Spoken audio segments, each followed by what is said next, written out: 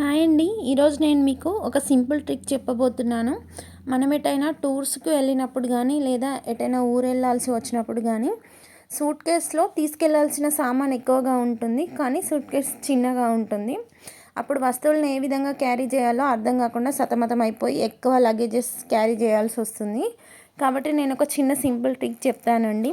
అయితే మనం ఎప్పుడు బట్టల్ని సర్దుకున్నా కూడా అందరూ హారిజెంటల్గా సూట్ కేస్ని పడుకోబెట్టి అందులో బట్టలను పెట్టేస్తూ ఉంటారు. అలా పెట్టకూడదు. అలా పెడితే మనం తీసుకెళ్ళాలి అనుకున్న సామాన్ అంతా కూడా పట్టదు. కాబట్టి ఎప్పుడు కానీ బట్టలు సర్దేటప్పుడు ఇలా ట్రాలీస్ ఉంటే దాన్ని వర్టికల్గా నిల్చోబెట్టి 1 బై 1 ఇలా ప్లేస్ చేయాల్సి ఉంటుంది. ఇలా పెట్టడం ద్వారా చాలా ప్లేస్ని సేవ్ చేసుకుంటూ ఎక్కువ బట్టలు కానీ ఎక్కువ సామాన్లు కానీ సర్దుకోవచ్చండి. చూడండి మాకు ఎన్ని సామాన్లు పట్టాయో. ఎప్పుడు అయినా సరే ట్రాలీని ఇలా నిల్చోబెట్టి 1 బై 1 బట్టల్ని సర్దుకోవాల్సి ఉంటుంది. హారిజెంటల్గా పెట్టకండి, ఎక్కువ వస్తువులు పట్టవు.